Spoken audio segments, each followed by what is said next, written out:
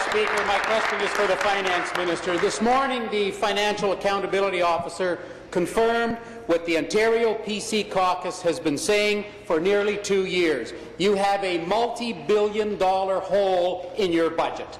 The FAO expects a $3.5 billion deficit in 2017-18, the year you told Ontarians you'd balance. In fact, he said it could be $7.4 billion if the numbers are even more wrong than current. He also affirmed, quote, economic growth in 2015 is expected to be significantly lower than projected and will result in up to $1 billion less in revenue than expected this year. So, Speaker, is the minister raising taxes, or can we expect more cuts to health care? Thank you. Minister of Finance.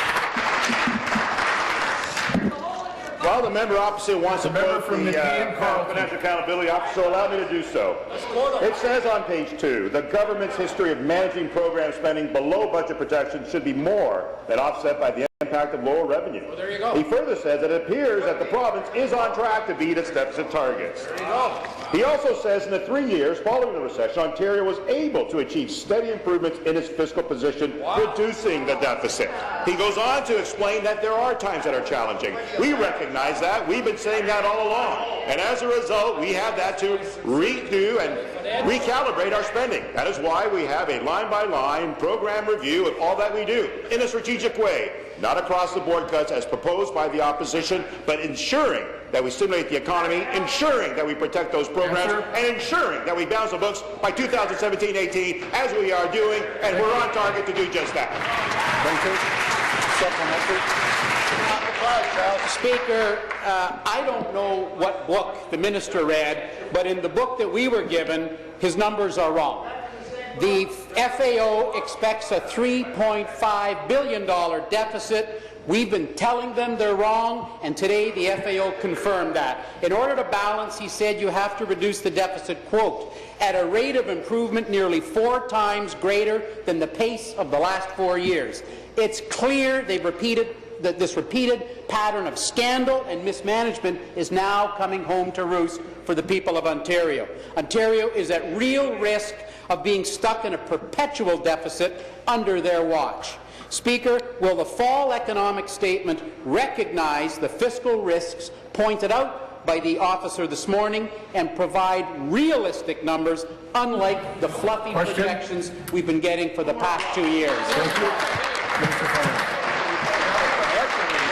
Mr. Speaker, the Conference Board of Canada has consistently, year over year, reaffirmed that Ontario's representation, integrity of our numbers, outpaced the rest of Canada. We have been very open. We have, in all economic statements and in our budgets, been very clear what those challenges are, what it is that we must do in order to achieve our balance. We have also been clear that we must invest in those initiatives that make us competitive long term. The member opposite would rather us fill in those very holes, that Eglinton crosstown, which the Minister of Transport only today recognized the importance of making those investments under budget, Mr. Speaker, for the benefit of the people of Ontario. They didn't want to do that. They don't want to invest. They don't want to provide for economic stimulus. They would rather us go back in time, and Mr. Speaker, we're not going to do that. We are looking forward to promoting more growth in the province of Ontario and balancing our books at the same time. Back to the minister. Speaker, last week the officer told us that the Hydro One sale will make Ontario's books look better this year and then fall off the cliff in the years ahead. He's basically now reconfirmed that in his forecast today.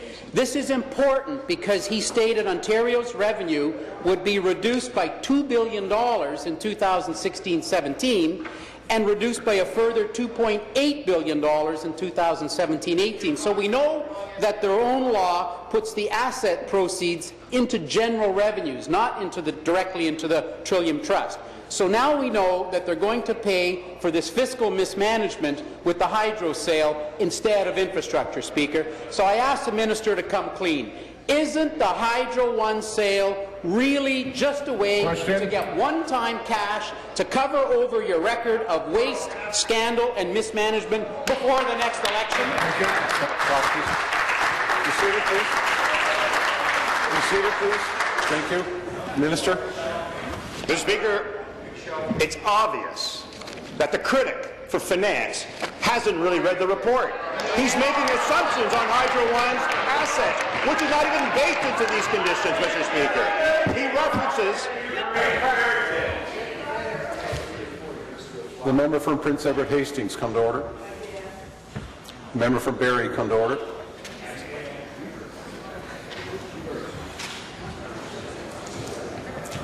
Thank you. Carry on, please.